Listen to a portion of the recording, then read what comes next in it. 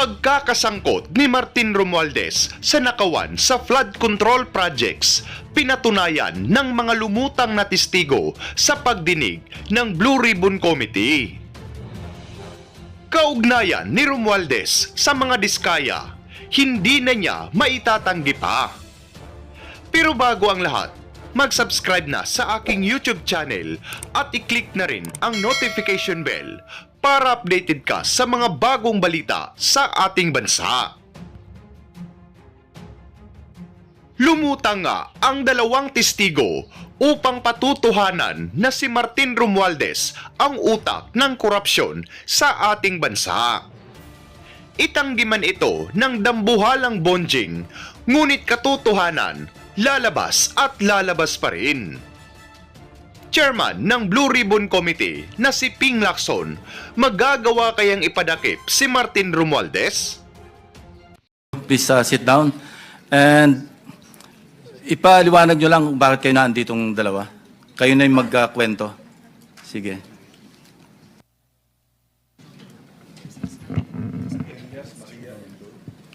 Good afternoon po.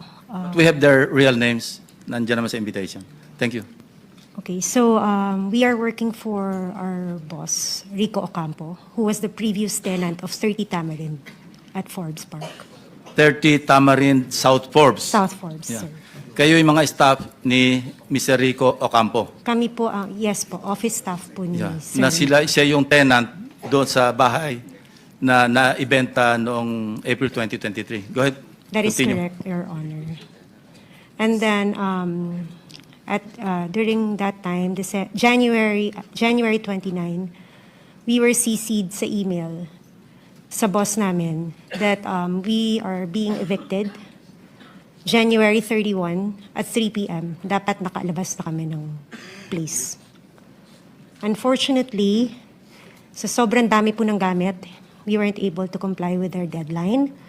So we have asked TJ Conti, who is the broker from Turnkey Properties. Nakipag-coordinate po kami to have an extension. And we were given until February 3, I think. That was already 2024 po. And eventually you were evicted. And who informed you that you were being evicted? We were informed by our boss po.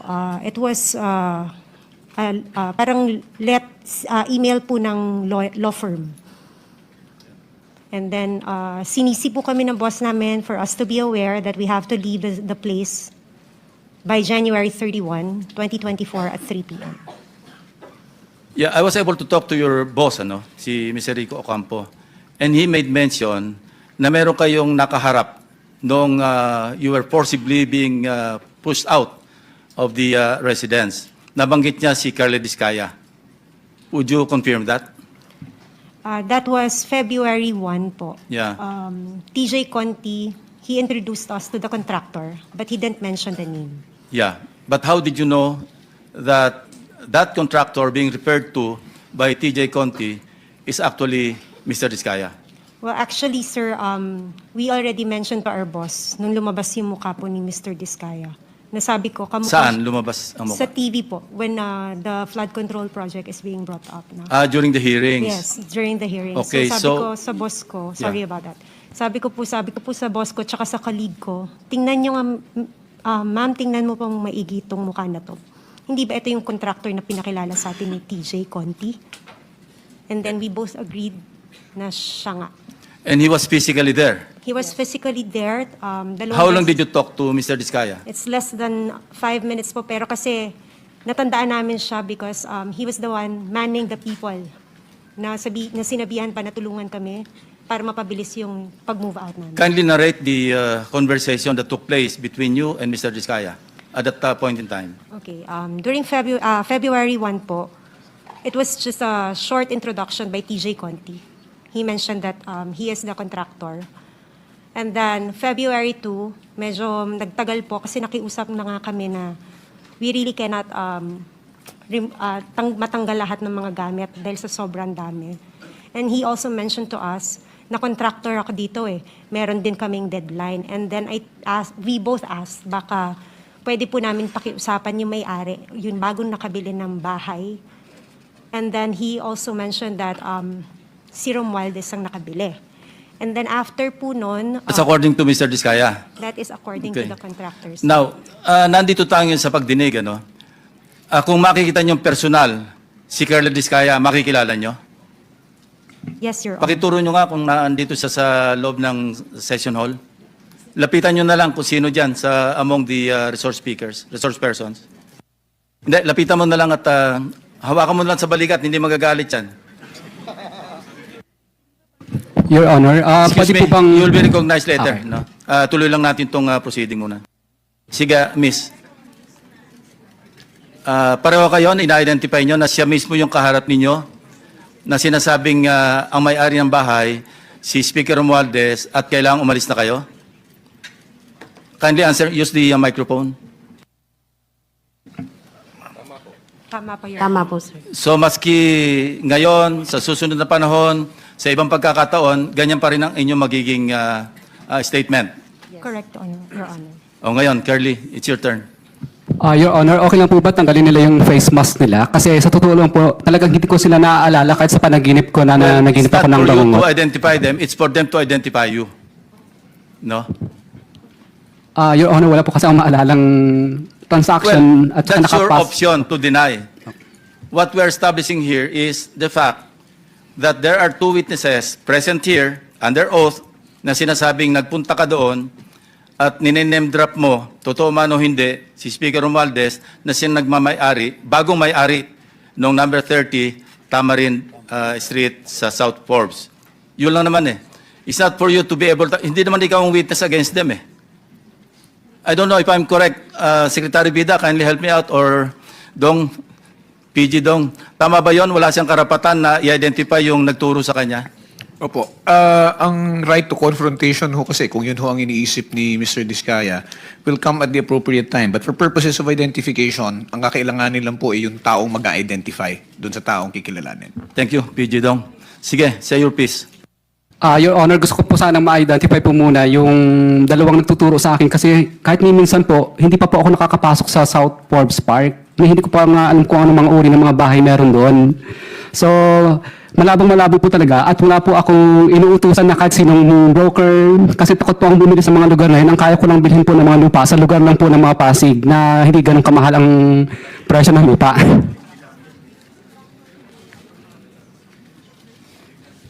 Hindi ko naman sinasabing bumili ka eh. Hindi naman yan sinasabi, ikaw ang bumili. Anyway, that's it, ano? Ang sabi, Mr. Chairman, contractor daw. Ikaw daw ang contractor, sabi. Hindi sinabi ikaw ang bibili. Your Honor, hindi pa po kami nakakapasok sa South Forbes Park. Settled na yan. At isang beses. Opo. They pointed to you, they identified you, and you are denying. Period. Mr. Chair, follow-up question. Yes, Senator Risa. Salamat, Mr. Chair. Miss, yung mas malayo sa akin, may nabanggit kayong law firm na kasama nung pagpapaalis sa inyo at pagpasok ng bagong may-ari. Aling law firm po iyon, for the record? Let me just check po my email, Your Honor. Tapos pakisabi na lang sa aming komite through the chair para lang mabuo namin yung sinasabi For that niyong matter, kwento. kung Yes, alam Mr. nyo Chair. rin, ang sinasabing si Speaker, pero si Speaker ba ang nasa deed of absolute sale? Kung hindi, sino? Kung alam ninyo. It's Golden Peasant po. Golden Peasant Holding Corporation, di ba? That is. Na ang major stockholder, isang nangangalang Paras.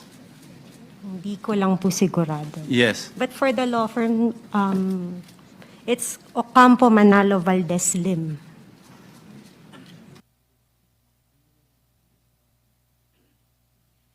Salamat po, Mr. Chair.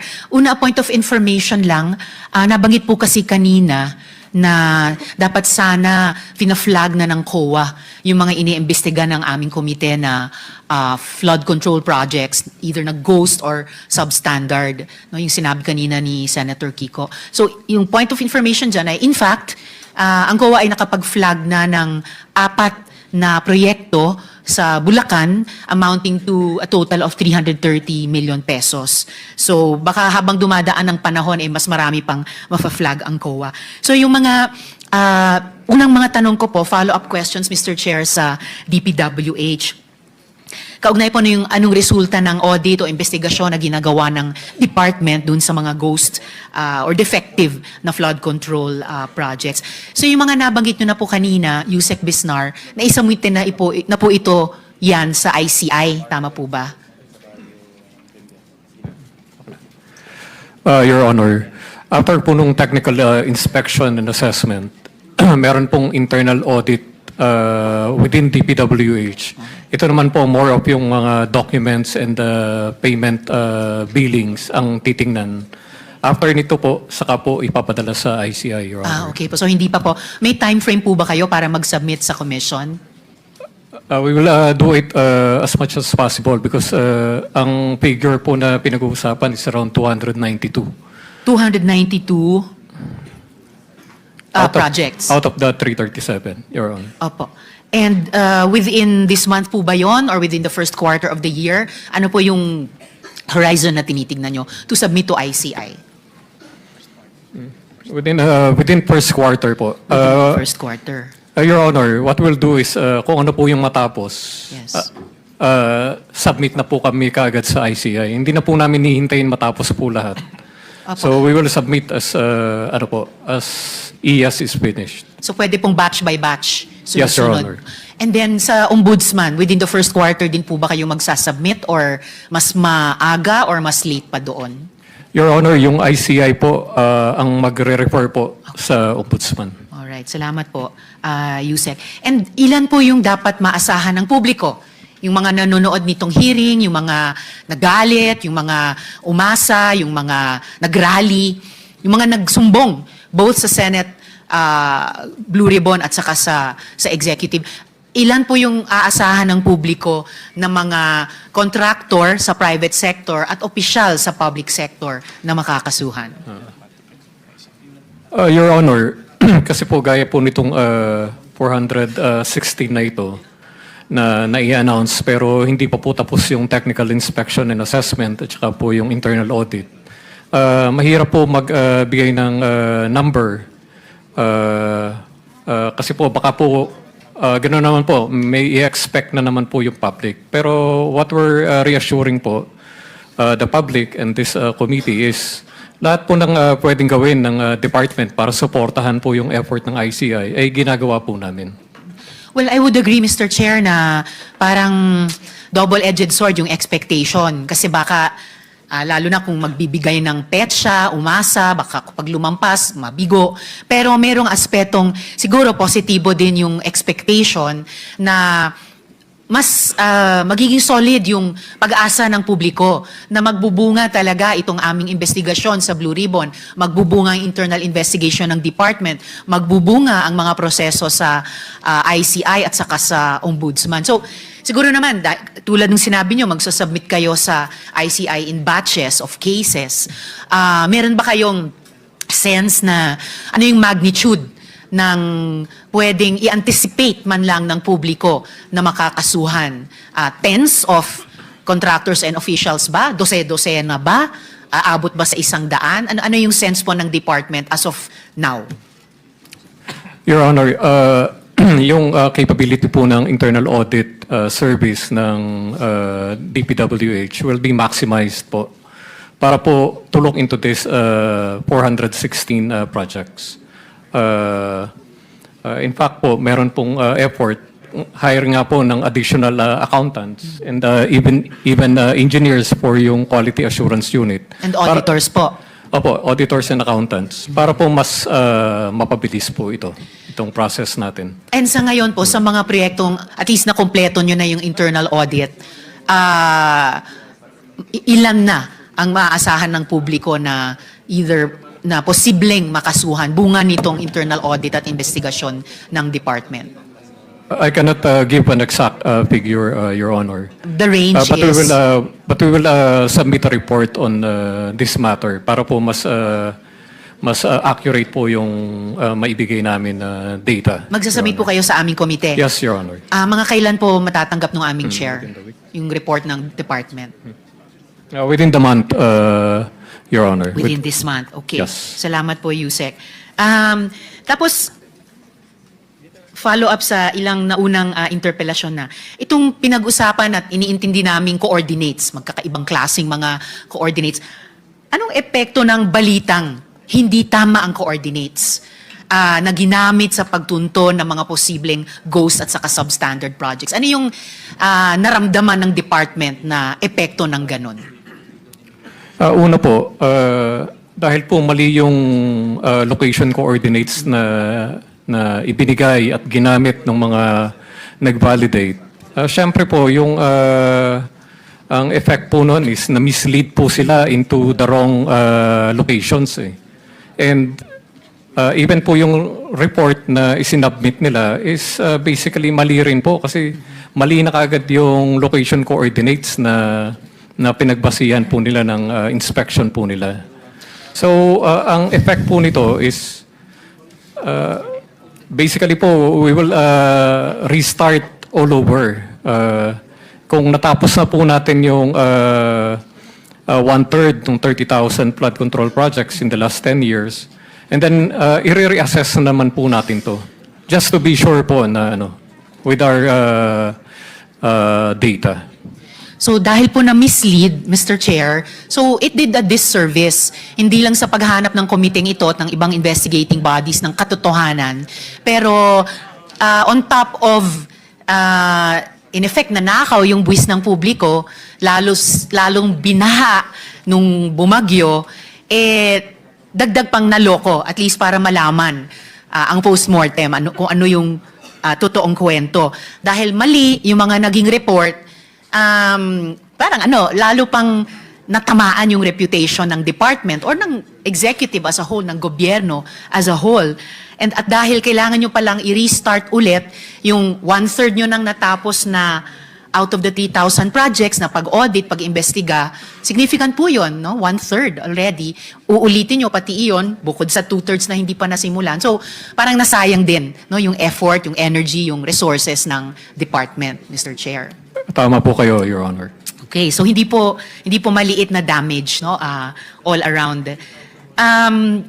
Nung iniimbestigan na lahat ito last year ng iba't ibang bodies, nasa DPWH naman na yung mga MIPS na start, intermediate, and pati po yung infratrack, di po ba, Yusek? Lahat po yun ay nasa DPWH, Your Honor. Opo. So, bakit di yun yung ginamit ng department sa unang validation pa lang? Para ngayon lang lahat ito nalalaman. Sige. Yes, Madam Mr. Chair, Chair. Yusek Bernabe. Yes, ma'am. Because I think nung initially po, nagbuo nga po ng team itong ICI, composed of the AFP, PNP, and DepDev. And they relied on the coordinates dun po sa sumbong sa Pangulo. So they followed that sumbong sa Pangulo coordinates, which is the MIPS coordinates. I see. So Opo. pati yung AFP at PNP na mislead sa simula, pati sila na mali sa report dahil dito. Yun po yung kanilang pinuntahan po, yung MIPS coordinates.